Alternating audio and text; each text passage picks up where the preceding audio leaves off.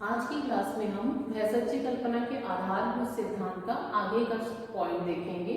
तो आगे है मान प्रकरण। मान प्रकरण की अगर परिभाषा देखें तो मेते अनेन इति मानम, अर्थात जिसके द्वारा द्रव्यों को मापा जा सकता है उसे मान कहते हैं। जैसे जितने भी पदार्थ होते हैं, कोई हम हर की एक मात्रा होती है, चाहे वो ग्राम में रहे, ml में रहे, तो जिन भी द्रव्यों को मापा जा सकता है उसकी जानकारी के लिए हमें मान प्रकरण की आवश्यकता होती है। तो दूसरी जो आवश्यकता पढ़ेंगे कि क्यों हमको मान प्रकरण की आवश्यकता है भैसज्य कल्पना पढ़ने के लिए। तो किसी भी शास्त्र को पढ़ने के लिए हमें मान की आवश्यकता होती है। जैसे आपने फर्स्ट ईयर में पढ़ा होगा एनाटॉमी, फिजियोलॉजी, तो एनाटॉमी में आपने प्रत्येक अंग का कितने अंगुल प्रमाण होता है, या जब आपने फिजियोलॉजी पढ़ा तो किसी भी धातु का कितना प्रमाण होता है। तो इसको हमने जिस मात्रा में पढ़ा उसको जानने के लिए हमें मान की आवश्यकता होती है। इसके अलावा आयुर्वेद के जो 8 अंग होते हैं उनको भी अध्ययन करने के लिए हमें मान प्रकरण की आवश्यकता होती है। इसके अलावा चिकित्सा चतुष्पाद जो आप लोगों ने पढ़ा है, भीषण द्रव्याणि उपस्थाता रोगी पाद चतुष्टयम, तो ये जो चिकित्सा चतुष्पाद है इसको भी डिफाइन करने के लिए या इन लोगों को भी मान प्रकरण का ज्ञान आवश्यक है, तभी ये आसानी से चिकित्सा कर सकते हैं और आरोग्य दे सकते हैं। इसके अलावा अगर हम आगे देखें तो जैसा मैंने बताया कि कई जो शास्त्र हैं जिनमें धातु और अंगों के प्रमाण के लिए भी हमको मान के ज्ञान की आवश्यकता होती है। अगर औषध की बात करें तो औषध के निर्माण से लेकर के उसको उपयोग करने तक के लिए हमें औषध की मात्रा की आवश्यकता होती है। इसके लिए वर्णन किया गया है कि ना मानेन बिना युक्ति द्रव्याणाम जायते क्वचित अतः प्रयोग कार्यार्थम मानम अत्र उच्यते मया। ना मानेन बिना युक्ति यानी बिना मान की युक्ति किए, यानी उसका ज्ञान किए बिना, द्रव्याणाम जायते क्वचित, हम किसी भी द्रव्य का प्रयोग नहीं कर सकते। जैसे अगर मुझे औषधि का निर्माण करना है तो मुझे पता होना चाहिए कि कितनी मात्रा में औषधि लेकर के मैं कितनी मात्रा में औषधि का निर्माण कर सकती हूँ।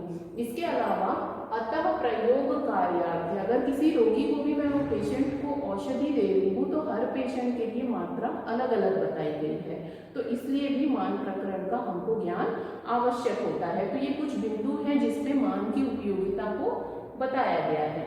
इसके बाद अगर हम देखते हैं प्रकार, तो सबसे पहले आचार्य चरक के अनुसार मान जो होते हैं वो 2 प्रकार के बताए गए हैं, मागध मान और कालिंग मान।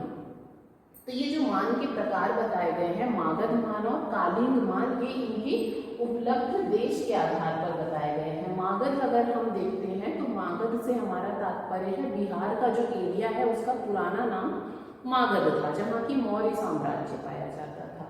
जबकि कालिंग जो है ये उड़ीसा को इंडिकेट करता है, जहाँ पे कालिंग साम्राज्य पाया जाता था। तो उस समय जिन मानों का या जिन मेजरमेंट का यूज होता था उसी आधार पर ये जो मागध मान और कालिंग मान रखे गए हैं।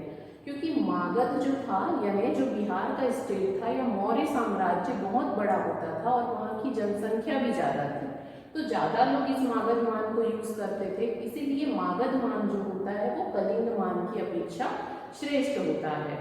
तो ये जो दोनों मान हैं इसके अंतर्गत बहुत सारे पॉइंट बताए गए हैं कि कितनी मात्रा को हम किससे तुलना की जाती है। जैसे कि नॉर्मली अगर मैं आप लोगों को एक रत्ती की मात्रा बताऊं तो 125 mg कही गई है, तो मागध मान में तो एक रत्ती बराबर 125 mg कहा है, लेकिन वही जब हम कलिंग मान में जाएंगे तो उसमें थोड़ा सा अंतर आ जाता है, उन्होंने 150 mg ऐसा ऐड कर दिया। तो इसीलिए आगे इनमें जो जितनी भी मात्रा अगर हम देखते जाएंगे तो जैसे कि 6 गुंजा बराबर 1 ग्राम कालिंग मान में आ जाएगा, 8 गुंजा बराबर 1 ग्राम मागध मान में कहा है, लेकिन ज्यादातर फॉलो जो है मागध मान को किया जाता है और चरक ने भी मागध मान को श्रेष्ठ कहा है। उसके बाद सारंगधर संहिता जब हम पढ़ते हैं तो सारंगधर संहिता में भी मागध मान और कालिंग मान का ही वर्णन हमको मिलता है। इसके बाद आता है अमरकोश। अमरकोश में 3 प्रकार के मान का वर्णन हमको मिलता है, पौतवमान, द्रव्यमान और पायमान। पौतवमान, द्रव्यमान और पायमान। अगर हमको किसी सॉलिड चीज का मेजरमेंट करना है, हैवी चीज का, तो हम पौतवमान का यूज करते हैं। अगर किसी लिक्विड का मेजरमेंट करना है तो हम द्रव्यमान का यूज करते हैं। और अगर हमको किसी की लेंथ का वेट करना है, लंबाई का वर्णन करना है, तो हम पायमान का यूज या फिर अगर आप नॉर्मली देखें तो पौतोमान को हम कह सकते हैं मेजरमेंट ऑफ वेट या मास। अगर किसी ठोस द्रव्य का हमको मेजरमेंट करना है तब हम यूज करेंगे पौतोमान। द्रव्यमान के लिए कहा गया है मेजरमेंट ऑफ कैपेसिटी, किसी द्रव पदार्थ की क्षमता का अगर हमको ज्ञान करना है तो उसके लिए हम द्रव्यमान का यूज करते हैं। पायमान के लिए कहा गया है मेजरमेंट ऑफ लेंथ, जब हमको लंबाई का ज्ञान करना होता है तब हम यूज करते हैं पायमान। इसी प्रकार से एक और मान है जो काल के लिए निर्धारित किया है। काल मीन्स समय।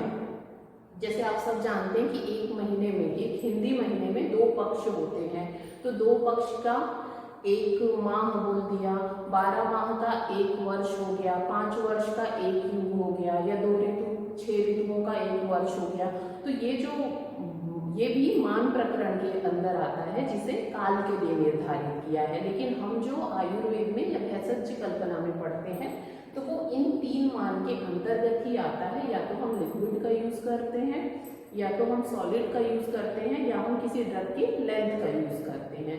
तो अगर हमको मान का पता है तभी हम भेषज कल्पना में किसी भी औषधि का निर्माण आसानी से कर सकते हैं, और अगर किसी को हमको प्रोवाइड करानी है तो हम कर सकते हैं।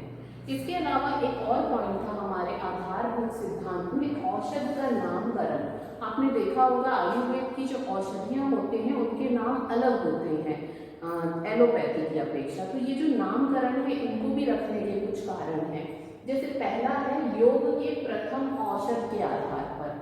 देखते हैं हम कोई भी फॉर्मुलेशन होता है उसका जो नाम है, तो कई जो योग है उनका नाम उसमें डलने वाले पहले ड्रग पे आधारित है। जैसे कि रासना, सप्तक, वात। इसमें रासना, इसमें 7 ड्रग डलते हैं जिसमें सबसे पहला श्लोक में नाम रासना का आता है, इसीलिए इस योग का नाम रासना सप्तक है। ऐसा नहीं है कि ये मेन ड्रग है या ज्यादा क्वांटिटी में रखता है, ये सबसे पहले इसका नाम है श्लोक में, इसीलिए इस योग का नाम प्रथम औषध के आधार पर है। दूसरा अगर आधार देखें तो योग के मुख्य द्रव्य के आधार पर, किसी भी योग में जो मेन इंग्रेडिएंट डल रहा है, जो हम जिस औषधि के लिए दे रहे हैं उस पे काम करने के लिए। जैसे आप सभी जानते होंगे अशोकारिष्ट नाम सभी ने सुना होगा, विज्ञापन पे आता है, मेनली स्त्री रोगाधिकार में दिया जाता है। तो जो अशोक औषधि है ये स्त्री रोगाधिकार पे काम करती है।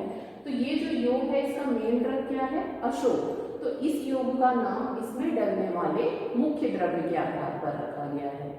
नेक्स्ट अगर देखें तो योग के कुल द्रव्य के आधार पर, किसी भी योग में कितने द्रव्य डल रहे हैं टोटल, उस बेसिस पर भी नामकरण किया जाता है। तो यहाँ पर जैसे त्रिफलाचूर्ण में 3 ड्रग है, रासना सप्तक को भी ऐड कर सकते हैं क्योंकि इसमें भी 7 नंबर बताया गया है।